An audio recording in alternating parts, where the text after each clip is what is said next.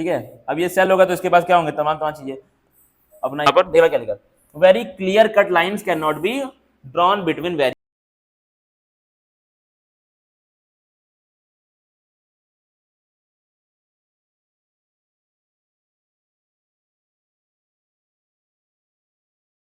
देना बड़े ध्यान से। अब आज क्या पढ़ना है हमको, एम फेज के बारे में पढ़ना है। क्या पढ़ना है, एम फेज के बारे में। सेल साइकिल में हमने 2 फेज अभी तक पढ़े हैं। कौन कौन से 2 फेज होते हैं सेल साइकिल में? सेल साइकिल में कौन कौन से 2 फेज होते हैं आपका? एक होता है इंटरफेज। क्या होता है? एक इंटर, सब लोग भाई बोलेंगे, ठीक है। सुबह का वक्त है, आप लोग सब लोग थोड़ा पार्टिसिपेट करें। एक क्या हमारा इंटरफेज और दूसरा क्या हमारा एम फेज, ठीक है। अब हमने देखा था इंटरफेज जो होता है वो आपका 95% टाइम तक चलता है, ठीक है। और एम फेज कितना चलता है तुम्हारा? 5% टाइम तक, ठीक है। इंटरफेज में क्या हो रहा था, तैयारियां हो रही थी सेल के डिवाइड होने की। क्या हो रही थी? सेल के डिवाइड होने की तैयारियां हो रही थी। लेकिन एम फेज में क्या होगा, रियल में डिवीजन होगा। यहां पे क्या हो रही थी, कौन है? एम फेज में क्या हो रही, तैयारियां हो रही थी। यहां पे क्या होगा आपका, रियल में डिवीजन होगा। तो इसको हम लोग क्या बोलते हैं, प्रीपरेटरी फेज बोलते हैं। इसको हम लोग क्या बोलते हैं, प्रीपरेटरी फेज। और इसको हम लोग क्या बोलते हैं, डिवाइडिंग फेज बोल सकते हैं एक तरह से। डिवाइडिंग फेज मतलब जब डिवीजन आपका रियल में होगा, ठीक है। इस तरीके से आपकी चीजें यहां पर होती हैं। 95% टाइम ये होता है, 5% टाइम आपका ये होता है। किसको? इसको रेस्टिंग फेज को बोलते हैं। लेकिन रियल में ये क्या, ये रेस्टिंग फेज है? एनसीईआरटी में लिखा हुआ रेस्टिंग फेज। क्या तुमको लगता है कि ये रेस्टिंग फेज है? रियल में रेस्टिंग फेज नहीं है। रेस्टिंग फेज इस टर्म में बोला गया कि यहां पर डिवीजन नहीं हो रहा है, लेकिन तैयारियां हो रही हैं। एक बार शादी होती है, उससे पहले क्या होती है, शादी की तैयारियां होती हैं। तो ऐसा तो नहीं है कि जब तैयारियां हो रही है तो लोग शांत बैठे हैं। लेकिन दिखता क्या हमको रियल में, जब शादी होती है, जब आपका अपना डिफरेंट काम होते हैं, फेरे वगैरह होते हैं, तो वो चीज हमको दिखती है। लेकिन उसके पहले फैमिली वालों ने बहुत सारी तैयारियां की होती है, वो हमको दिखाई नहीं देता है। लेकिन तैयारियां सबसे ज्यादा इंपॉर्टेंट है। अगर तैयारियां नहीं होंगी तो शादी हो पाएगी? लड़का और लड़की रहेंगे तो शादी कहां से होगी? तो इसलिए क्या आपको कुछ ना कुछ तैयारियां आपको करनी पड़ती हैं। उसी तरीके से यहाँ पर है। अब एक हम लोग बहुत बड़ा एग्जाम्पल लेंगे। एक बनाएंगे पहले घर। क्या बनाएंगे? तैयारियां इतनी होंगी ना, इस तरह से घर होता ही है, पड़ता है। क्या हुआ? हाँ वही एक तरह से है। अब ये वाला कैसे बनेगा भाई, टेढ़ा मेढ़ा। चलो हटाओ, ये तो क्या ही है। इसको ऐसे लाइन खींच देते हैं ना।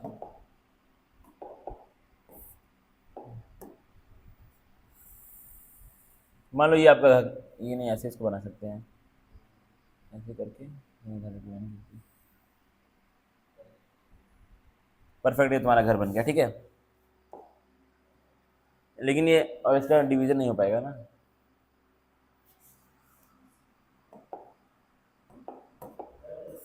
इतना हटेगा कि नहीं? हट जाएगा ना। घर कुछ इस प्रकार से रहेगा, ठीक है, क्योंकि इसमें दिक्कत हो जाएगी मेरे लिए। Good morning. देखो ये ऐसे घर है थोड़ा आपका, मान लो ये एक तरह से घर है आपका, ठीक है। अब इसमें घर में क्या होता है, कुछ ना कुछ चीजें यहाँ पे खिड़कियां वड़कियां होती हैं। ये क्या बना रहा हूँ, खिड़की बनानी है। ये आपकी एक खिड़की हो गई, यहाँ पर भी क्या है, एक खिड़की है, ठीक है। अब बड़े ध्यान से देखना। अब क्या है, ये घर में अपने 2 भाई रहते हैं, ठीक है। अब 2 भाई जब रहेंगे तो बाद में क्या होता है, जब उनकी शादियां वगैरह होती हैं तो क्या होता है, घर को बंटवारा करने की बात होती है। अब जब बंटवारा होता है तो क्या होता है, बराबर होता है, बराबरी में होता है बंटवारा। तो मान लो हमको अगर घर में बीच बीच में से छोड़ना है एक अपना, ठीक है, एक खिड़की अपनी यहाँ पर ऊपर भी एक खिड़की बना दी गई ऐसे पतली सी, ठीक है। अब मान के चलो इसको अगर बराबर में हमको बंटवारा करना है तो कुछ इस प्रकार से बंटवारा किया जाता है, ठीक है। बड़ा वाला भाई बोलता है कि ये वाला मेरा और ये वाला तुम्हारा। लेकिन यहाँ पे दिक्कतें क्या आएंगी, जो छोटा वाला है वो कहता है तुम्हारे घर में एक खिड़की ज्यादा है, वो मुझे अपने भी छत पे खिड़की चाहिए। तो क्या होता है, पहले यहाँ पर खिड़की बनानी पड़ेगी, बिना खिड़की बनाए चीजें नहीं हो पाएंगी। तो यहाँ पे ऐसी ही सेम टू सेम एक खिड़की हमको बनानी पड़ेगी। ऊपर नीचे थोड़ा बहुत हो गया, उतना कोई दिक्कत वाली बात नहीं है। तो क्या है, बंटवारा हमेशा क्या होना चाहिए, बराबर होना चाहिए। जब बंटवारा बराबर होना चाहिए तो वहां पे क्या होना चाहिए, जो भी चीजें पहले थी वो चीजें एज इट इज दूसरे को भी मिलनी चाहिए। इसीलिए क्या होता है, पहले डुप्लीकेशन हुआ, पहले क्या हुआ, डबल हुआ, फिर बंटवारा हुआ। वैसे ही सेल में भी होता है। सेल में क्या होता है, जब एक सेल से 2 सेल बनना है, एक घर से दो घर बनना है, तो वहां पे क्या होता है, चीजें डुप्लीकेट पहले होती हैं, क्योंकि क्या होता है, एक सेल होगा तो उसके पास एक माइटोकॉन्ड्रिया, उसके पास एक न्यूक्लियस, उसके पास एक एंडोप्लाज्मिक रेटिकुलम, तो पहले क्या होता है, वो सबके सब अपने डबल होते हैं नंबर में, फिर बंटवारा होता है, क्योंकि दोनों सेल को बराबर बराबर चाहिए होता है। ठीक है, मान लो एक सेल को, ये आपका एक सेल है, बाकी कुल सेल नहीं है, देखो मान लो ये क्या हमारा एक सेल है, ठीक है, अब ये सेल होगा तो इसके पास क्या होंगे, तमाम तमाम चीजें, अपना ये एंडोप्लाज्मिक रेटिकुलम इसके पास होगा, बीच में न्यूक्लियस होगा, यहाँ पे माइटोकॉन्ड्रिया मान लो है इसके पास। ठीक है, अब अगर डिवीजन हुआ, ठीक है, ये सेल डिवाइड किया और ऐसे बीच में तो होता नहीं है डिवीजन, पहले क्या होना चाहिए, न्यूक्लियस भी डबल होना चाहिए, ये भी क्या होना चाहिए साइज, ये भी क्या होना चाहिए नंबर में डबल होना चाहिए, ये भी क्या होना चाहिए नंबर में डबल होना चाहिए। उससे क्या फायदा होगा, सबको बराबर बराबर चीजें मिलेंगी, क्योंकि हर एक सेल ऑर्गेनल का अपना अपना इंपॉर्टेंस है, कोई भी अगर नहीं रहेगा सेल के पास तो वो सर्वाइव नहीं कर पाएगा। इसलिए तुमको एक चीज क्या जाननी है कि जब सेल डिवीजन होता है उसके पहले एक चीज होती है, उसको हम लोग इंटरफेज बोलते हैं, उसी को हम लोग रेस्टिंग फेज बोलते हैं, उसी को हम लोग प्रिपरेटरी फेज बोलते हैं। क्यों बोलते हैं, क्योंकि वो क्या होता है आपका रेस्टिंग फेज, क्यों बोलते हैं उसको, क्योंकि वहां पर एक्चुअल सेल डिवीजन नहीं हो रहा होता है। प्रिपरेटरी फेज क्यों बोलते हैं उसको, क्योंकि वहां पे क्या होता है, सेल डिवीजन के लिए तैयारियां हो रही होती हैं, प्रिपरेशन, शादी होगी। अब देखो हम पढ़ेंगे एम फेज, देना क्या लिखा है एम फेज के बारे में, this is the most dramatic period of the cell cycle, this is the most dramatic मतलब क्या है, यहाँ पे सबसे ज्यादा ड्रामा होगा, क्योंकि जब बंटवारे की तैयारियां हो रही है तो कोई ज्यादा दिक्कत नहीं है, लेकिन जब बंटवारा रियल में होगा तो वहां पे मारपीट होगी, कोई कहेगा ये नहीं मिला वो नहीं मिला। सबसे ज्यादा ड्रामा कब होगा, जब रियल में काम होने वाला है, तो इसलिए इसको हम लोग क्या बोलते हैं, this is the most dramatic period of cell cycle involving a major reorganisation of virtually all component of the cell. मतलब क्या है, यहाँ पर सबसे ज्यादा चीजों का रीऑर्गेनाइजेशन होगा, मतलब चीजें सबसे ज्यादा बंटवारा होगा, भाई दिक्कत यहाँ पर चलेगी, किसी को एक वो मिल गया, तकिया मिल गया, तो मुझे भी चाहिए तकिया, जब यहाँ पर एक और इसको लेकर के आओ, तो इसलिए क्या होगा, चीजें रीऑर्गेनाइज बहुत सारी यहाँ पर होनी पड़ेंगी, इसलिए हम लोग मोस्ट ड्रामेटिक इसको बोलते हैं। अब क्या लिखा, since the number of chromosome in the parent and progeny cell is the same it is also called equational division। मतलब यहाँ पे क्या है, क्रोमोसोम के नंबर पे कोई भी फर्क पड़ने वाला नहीं है, जितना क्रोमोसोम पेरेंट के पास था उतना ही क्रोमोसोम यहाँ पर डॉटर के पास भी रहेगा, क्रोमोसोम के नंबर में चेंज नहीं आता है, इसलिए इसको हम लोग क्या बोलते हैं, इक्वेशनल डिवीजन बोलते हैं। इसको हम लोग देखेंगे कैसे नहीं आ रहा है, ठीक है, लेकिन यहाँ पे तुमको अभी क्या जानना है कि माइटोसिस में एम फेज में क्रोमोसोम के नंबर में कोई भी चेंज नहीं आता है, इसलिए इसको हम लोग क्या बोलते हैं, इक्वेशनल सेल डिवीजन बोलते हैं, समझना। Though for convenience mitosis have been divided into 4 stages of nuclear division, it is very essential to understand that cell division is a progressive process and very clear cut lines cannot be drawn between various stages। मतलब क्या है, समझने के लिए हमने M phase को 4 stage में divide कर दिया है, लेकिन जो सेल डिवीजन होता है वो आपका धीरे धीरे होता है, धीरे धीरे वो प्रोग्रेस करता है, इसलिए क्या है, बहुत क्लियर कट लाइन हम लोग इसमें ड्रॉ नहीं कर सकते, फिर भी समझने के लिए आसानी हमारे लिए रहे इसलिए हमने इसको 4 फेज में डिवाइड कर दिया है। बहुत ज्यादा क्लियर कट लाइन यहाँ पर देखा, क्या लिखा, very clear cut lines can not be drawn between various stages. Karyokinesis involve following 4 stage, prophase आपका हो गया, मेटाफेज हो गया, एनाफेज हो गया, फिर क्या हो गया तुम्हारा टीलोफेज हो गया। समझना क्या क्या होता है, प्रोफेज देना क्या हो रहा है, prophase which is the first stage of karyokinesis of mitosis follows the S and G2 phases of interphase। कैसे कैसे हो रहा था डिवीजन, सबसे पहले क्या हुआ था आपका सेल डिवीजन में, देखना सेल साइकिल लिखेंगे, सबसे पहले क्या तुम्हारा इंटरफेस हो रहा था, इसका मतलब क्या है, पहले क्या होगा, G1 फेज आपका होगा, इसको हम लोग क्या बोलते हैं, गैप 1, फिर क्या होगा तुम्हारा एस फेज होगा, फिर क्या होगा तुम्हारा G2 फेज होगा, G2 को हम लोग क्या बोल रहे थे, गैप 2, फिर इसके बाद क्या होगा तुम्हारा कैरियोकाइनेसिस। कैरियोकाइनेसिस में भी 4 पार्ट, कौन कौन से, prophase, metaphase, anaphase and telophase. इसके बाद फिर क्या होगा अगला, अरे बाप रे,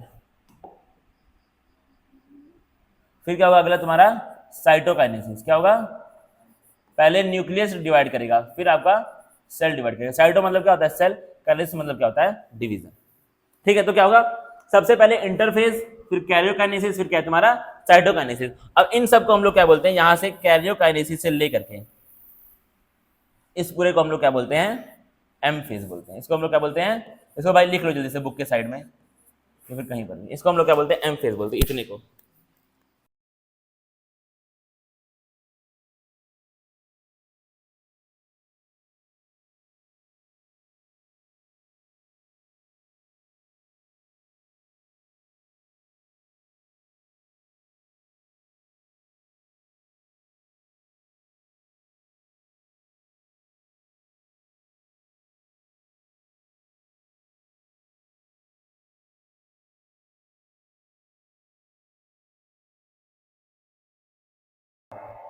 ठीक है, देखेंगे बड़े ध्यान से क्या होता है आपका प्रोफेज के बारे में। क्या देखना है हमको?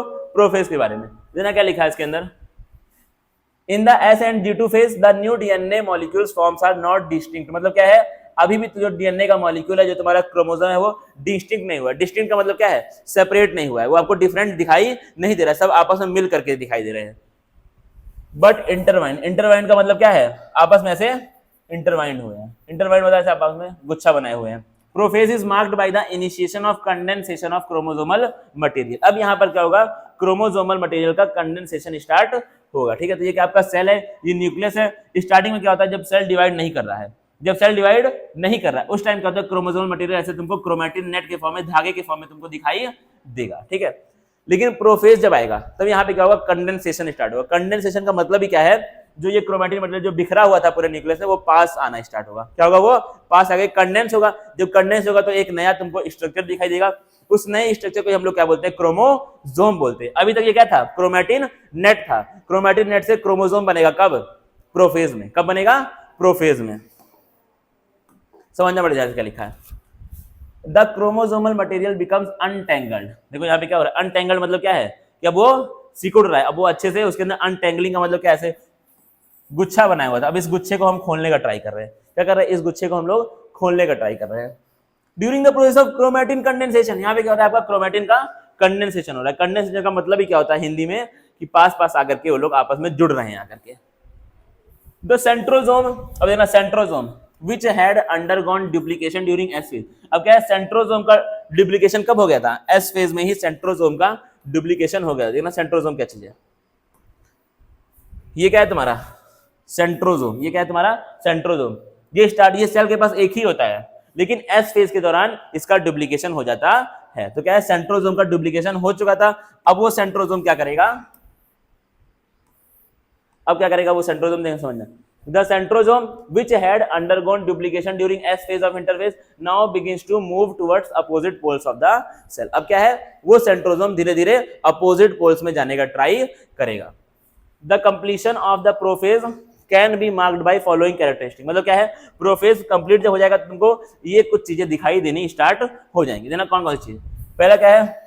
Chromosomal materials they condense to form compact mitotic chromosome. मतलब क्या है? अब क्रोमोसोमल मटेरियल जो था, जो क्रोमैटिन नेट था, वो कंडेंस होकर के धीरे धीरे क्या बना रहा है? क्रोमोसोम बनाना शुरू कर दिया है। अगला क्या है? Chromosomes are seen to be composed of two chromatids attached together at the centromere. मतलब क्या है? जो क्रोमोसोम होगा जो आपको दिखाई देगा वो कुछ इस प्रकार से दिखाई देगा। उसमें तुमको ऐसे दो क्रोमैटिड दिखाई देंगे जो कि सेंट्रोमियर, यहां बीच पर दोनों के दोनों क्या होंगे? आपस में जुड़े हुए होंगे। देना कौन कौन सा दो क्रोमैटिड इसमें क्या है? एक क्रोमैटिड आपका ये वाला, ये क्या है? एक क्रोमैटिड। ठीक है, और ये क्या है तुम्हारा? अरे तो कुछ बनता तो है ही नहीं मुझसे। ये क्या है आपका? दूसरा क्रोमैटिड। तो ये क्या है? दोनों के दोनों क्रोमैटिड है। यानी कि प्रोफेज के टाइप पे क्या है? एक क्रोमोसोम दो क्रोमैटिड से बना है। एक क्रोमोसोम दो क्रोमैटिड, उसी को हम लोग क्या होता है? डिप्लॉयड कंडीशन बोलते हैं। क्या बोलते हैं इसी को हम लोग? डिप्लॉयड। हैप्लॉयड का मतलब क्या है? एक क्रोमोसोम के पास सिर्फ एक ही क्रोमैटिड है, उसको हम लोग क्या बोलते हैं? हैप्लॉयड। इसको हम लोग एन लिखते हैं, अगर आपने पढ़ा होगा बायोलॉजी में तो। एन को हम लोग क्या बोले थे? हैप्लॉयड। और 2n को हम लोग क्या बोले थे? मतलब क्या है इसका? एन का मतलब जो क्रोमोसोम वहां पर प्रेजेंट है उसके पास सिर्फ एक क्रोमैटिड है, उसको हम लोग क्या बोलते हैं? Haploid condition. और 2n का मतलब क्या है? उसके पास दो क्रोमैटिड है, उसको हम लोग क्या बोलते हैं? Diploid condition. अब समझना एक चीज अलग। अब क्या है तुम्हारा? Centrosome which has undergone duplication during interphase begins to move towards opposite poles of the cell. जाहिर सी बात है, सेंट्रोसोम क्या है? जिसके अंदर डुप्लीकेशन हो चुकी है। डुप्लीकेशन मतलब डबल हो चुका है। अब वो क्या करेगा? अपोजिट पोल्स पे जाना शुरू कर देगा। Each centrosome radiates out microtubules called asters. अब क्या है? हर एक सेंट्रोसोम में तुमको कुछ माइक्रोट्यूब्यूल्स आना स्टार्ट हो जाएंगे, जिनको हम लोग क्या बोलेंगे? एस्टर बोलेंगे। देना क्या है? देखो बड़े ध्यान से, ये क्या है तुम्हारा? सेंट्रोसोम था, वो अपोजिट पोल्स में आना स्टार्ट हो गया। अब वो धीरे धीरे अपोजिट पोल्स पे पहुंच रहा है। ठीक है, उसमें देखो कुछ ऐसे लाइंस बाहर आ रही हैं। ये लाइंस क्या है? माइक्रोट्यूब्यूल्स बाहर आ रहे हैं। ये क्या बाहर आ रहे हैं? माइक्रोट्यूब्यूल्स बाहर आ रहे हैं। इन्हीं को हम लोग और क्या बोल रहे हैं? एस्टर्स बोल रहे हैं। क्या बोल रहे हैं? इन्हीं को हम लोग एस्टर्स बोल दे रहे हैं। एस्टर का मतलब क्या होता है? एस्टर का मतलब होता है स्टार, स्टार शेप। ठीक है, अंग्रेजी में। अब क्या लिखा है, the two asters together with spindle fibres forms mitotic apparatus। अब क्या है, दोनों एस्टर्स को मिला, दोनों एस्टर मतलब एक एस्टर ऊपर बन गया था ऐसे करके,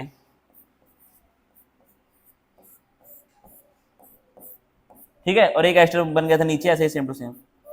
अभी देखे थे ना फिगर में, एनसीईआरटी की बुक है ना सबके पास। दोनों एस्टर को मिला दिया जाए, उनके अंदर से जो माइक्रोट्यूब्यूल बाहर आ रहे हैं, उन दोनों को मिला के हम लोग पूरे को क्या बोलते हैं, माइटोटिक apparatus बोलते हैं। दोनों एस्टर्स को और उनके अंदर से जो माइक्रोट्यूब्यूल्स बाहर आ रहे हैं, दोनों को मिला के हम लोग क्या बोलते हैं, माइटोटिक apparatus बोलते हैं। अगला देखना, अब जो क्या लिखा, cell at the end of prophase, मतलब क्या है, प्रोफेज के एंड में जो सेल होगा, जिसको हम लोग माइक्रोस्कोप में देखेंगे तो इसमें गोल्जी कॉम्प्लेक्स तुमको दिखाई नहीं देगा, एंडोप्लाज्मिक रेटिकुलम तुमको दिखाई नहीं देंगे, न्यूक्लियोलस आपको दिखाई नहीं देगा, न्यूक्लियर इन्वेलप आपको दिखाई नहीं देगा। ये सब क्या हो चुके हैं, डिसअपियर हो चुके हैं टेम्परेरी टाइम के लिए, हमेशा के लिए नहीं हुए हैं, टेम्परेरी ये लोग क्या हो चुके हैं, डिसअपियर। क्यों हुए हैं, जिससे क्या हो, सेल को डिवाइड होने के लिए जगह मिल जाए, अच्छी जगह उसको मिल जाए। ये लोग बाद में फिर आ जाएंगे। टीलोफेज में ये लोग क्या होते हैं, फिर से रीअपियर होते हैं। मेटाफेज क्या होता है, the complete disintegration of nuclear envelope marks the start of second phase of mitosis. मतलब यहाँ पे क्या होगा, जो न्यूक्लियर इन्वेलप था वो क्या हो चुका है, अब बिल्कुल खत्म हो चुका है। अब न्यूक्लियस के पास कोई भी इन्वेलप नहीं रहेगा। जैसे कि ये देखो,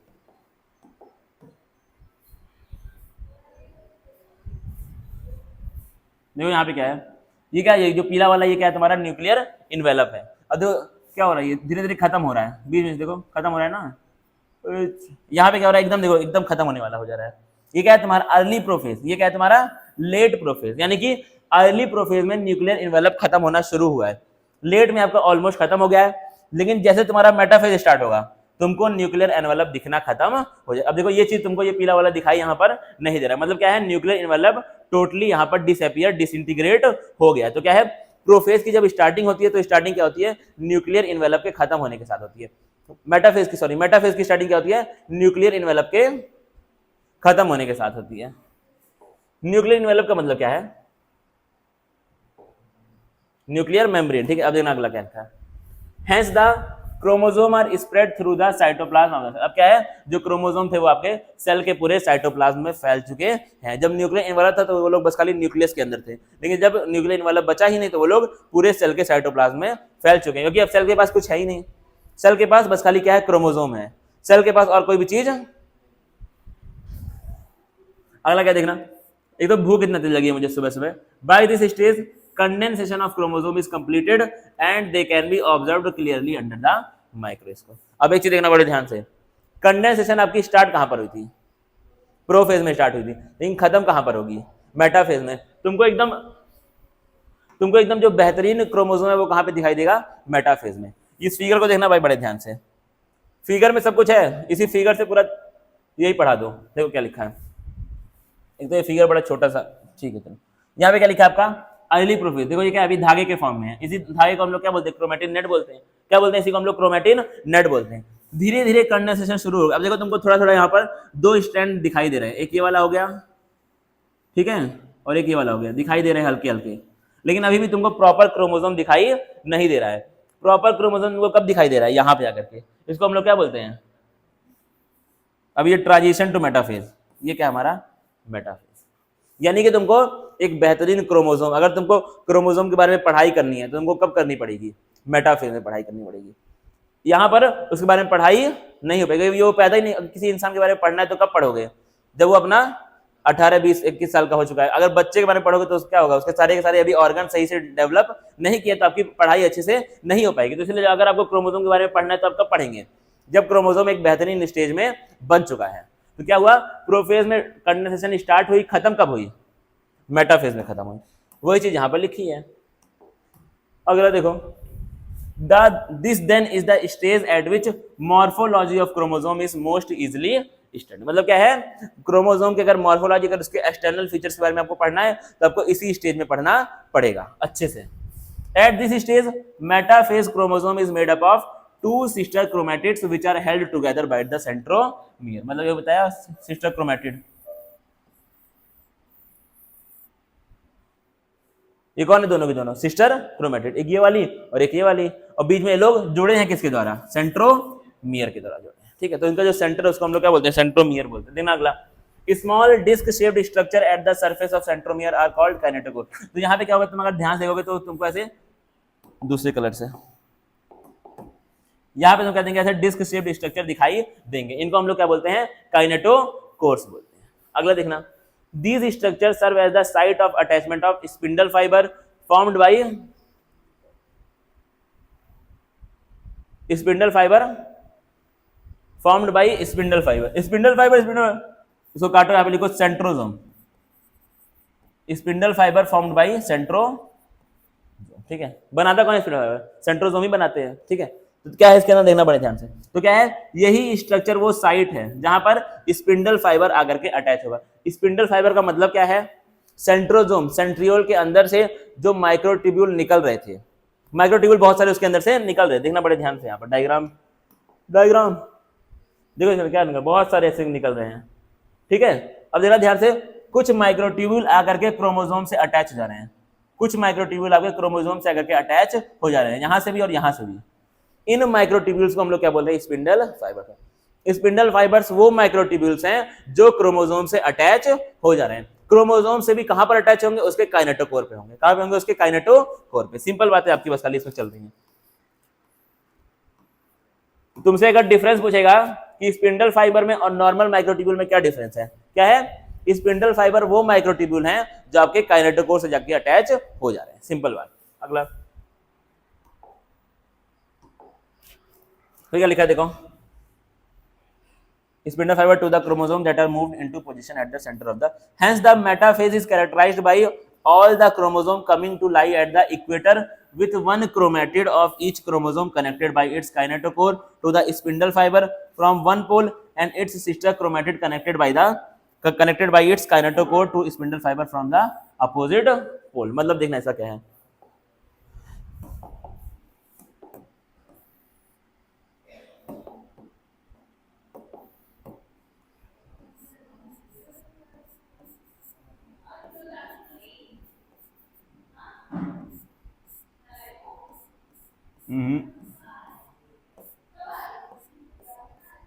इसे बिल्ली लग रही है, बिल्ली की मूंछ,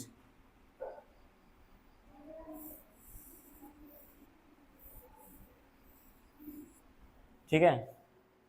अब ये तुम्हारा अलग कलर से देना, ये क्या है, काइनेटोकोर है। क्या है ये, काइनेटोकोर। तो इसे अगर हम लोग नाम लिखे हर एक चीज का, ये तो आपका क्या है, सेंट्रोजोम है पूरा। हाँ क्या, हाँ हाँ, नहीं तो सेंट्रोजोम तो ये रहेगा ही, सेंट्रोजोम डबल हुआ है। इस पूरे के पूरे, ये जो पूरा तुमको दिख रहा है, इसको हम लोग एस्टर बोलते हैं। ये जो देखने जो अपीयरेंस है, इसको हम लोग एस्टर, क्योंकि स्टार की तरह देखने में है। स्टार मतलब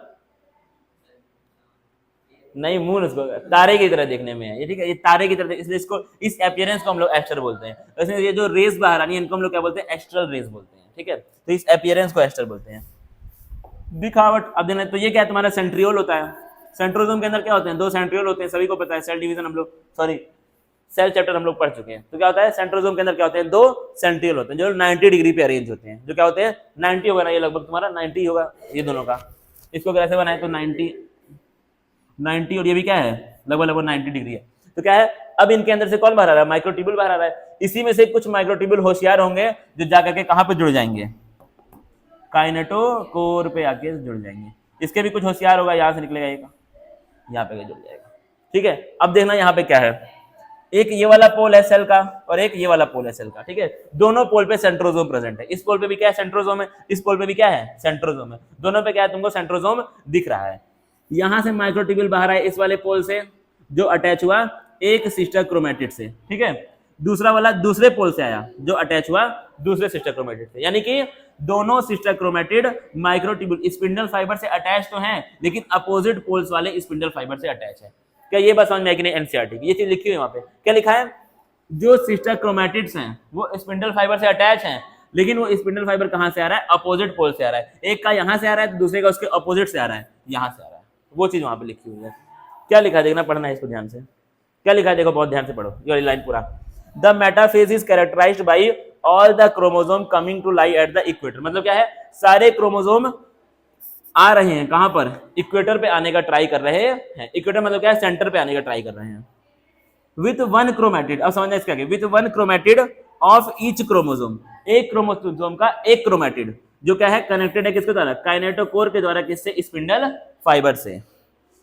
स्पिंडल फाइबर का, स्पिंडल फाइबर से from one pole and its sister chromatid connected by its kinetochore to the spindle fibre from the opposite pole. मतलब क्या है, सिस्टर क्रोमेटिड का मतलब क्या है, ये दोनों बहनें ही तो है एक तरह से, ये इन्हीं को हम लोग क्या बोले हैं, सिस्टर क्रोमेटिड। इन दोनों को क्या बोले, इनको हम लोग सिस्टर क्रोमेटिड। जो दो क्रोमेटिड साथ में होते हैं उनको हम लोग क्या बोलते हैं, सिस्टर क्रोमेटिड। ठीक है, जैसे ये मान के चलो हमारा एक क्रोमोसोम अगर बनाए तो,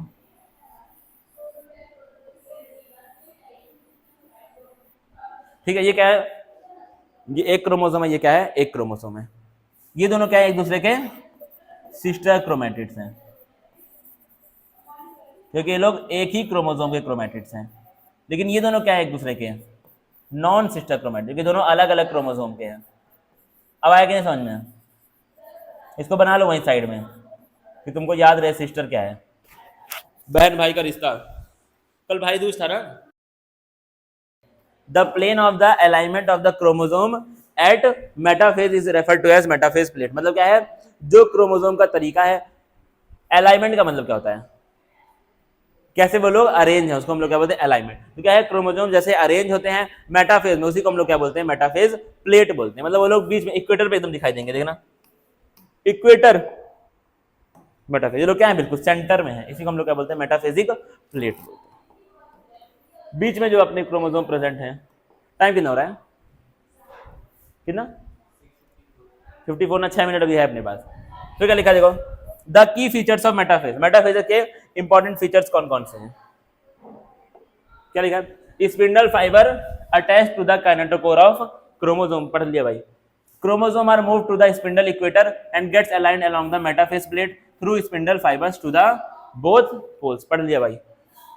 अगला देखना क्या लिखा हुआ है, एनाफेज क्या है, anaphase at the onset of anaphase, onset मतलब starting of anaphase, each chromosome arrange at the metaphase plate is split simultaneously and the two chromatids now referred to as daughter chromosome of the future daughter nuclei। मतलब क्या होगा, अब centromere जो है वो टूटना start होगा। कौन स्टार्ट होगा टूटना, सेंट्रोमियर स्प्लिटिंग स्टार्ट होगी। जो दोनों डॉटर क्रोमेटिड थे वो लोग एक दूसरे से दूर दूर जाना स्टार्ट होंगे। दूर दूर मतलब दूर दूर, उसमें मतलब क्या, तो क्या है आपका जो है डॉटर क्रोमेटिड जो थे वो क्या होंगे, अब एक दूसरे से दूर दूर जाना स्टार्ट होंगे। इसी में क्या होती है, यहीं पर स्प्लिटिंग हो जाएगी, समझना। इसके आगे ये वाला बनाया था ना, इसके आगे देखना क्या होगा, ये क्या है तुम्हारा मेटाफेजिक क्रोमोसोम, ये क्या है तुम्हारा मेटाफेज स्टेज है ये। ठीक है, अगर मैं इसको मिटाऊं यहां से,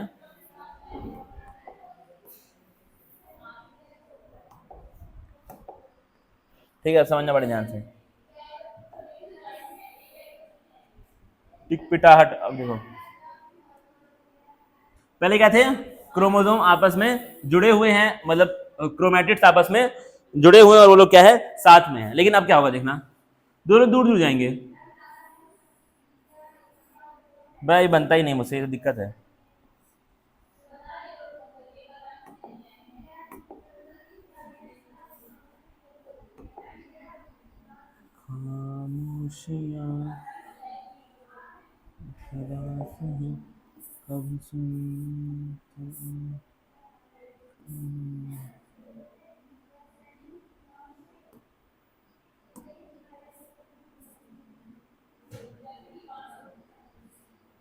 हटाओ यार, झंझट है दुनिया भर की।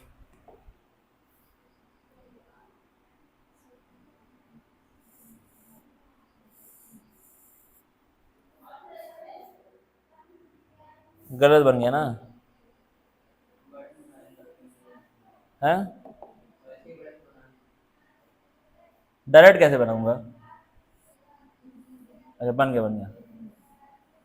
ठीक है, अब क्या है, जो तुम्हारे क्या थे डॉटर क्रोमेटिड से वो लोग क्या हो गए, सेपरेट आउट हो गए। कैसे हुए ये लोग सेपरेट आउट, यहाँ पे क्या हुआ, सेंट्रोमियर स्प्लिट कर दिया। इस धागे ने क्या किया, उसको पकड़ करके दोनों को अपने अपने साइड खींच लिया। ये जो धागे यहाँ से आते हैं स्पिंडल फाइबर, इसने क्या किया, दोनों को टाइट से खींच लिया। खींचने से क्या हुआ, दोनों आपस में टूट गए, तो यहाँ पे यही चीज फिर से होगी प्रेजेंट।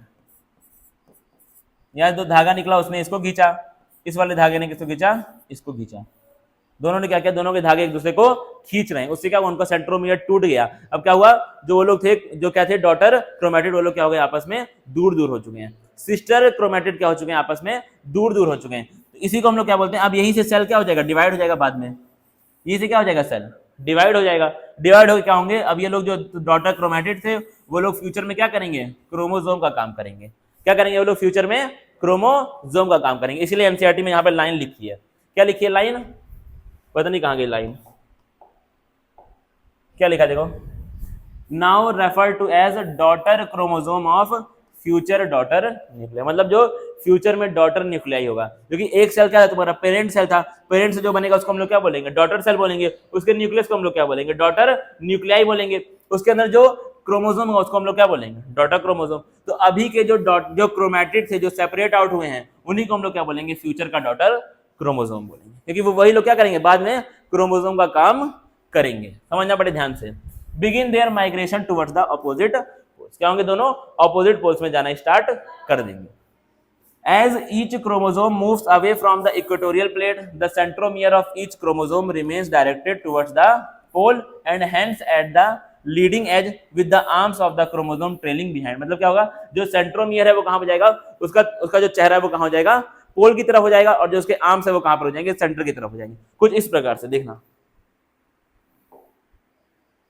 देखो क्या है, अब ये लोग क्या हो रहे हैं, जो इसका सेंट्रोमियर, ये सब क्या है, सेंट्रोमियर है, सेंट्रोमियर का क्या है, चेहरा पोल की तरफ है, साइड्स की तरफ है, लेकिन जो उसके आर्म्स है उनका चेहरा कहां पर है, सेंटर की तरफ है। तो क्या है कि खींच कहां से रहा है, खींच रहा है आपका कहां से, सेंट्रोमियर से खींच रहा है, तो इसलिए क्या हुआ, सेंट्रोमियर जा रहा है उस साइड, और जो आर्म्स है वो लोग आपके सेंटर की साइड है, क्योंकि ये लोग सेंटर की साइड इनका डायरेक्शन है और इसका डायरेक्शन कहां पर है, पोल की साइड, इसलिए क्या बोला है, जो सेंट्रोमियर है वो कहां पर इशारा करेगा, वो पोल की तरफ करेगा, और जो उसके आर्म्स है वो कहां पे करेंगे, आपका यही करेंगे जहां पे, वही कहीं पर, ठीक है।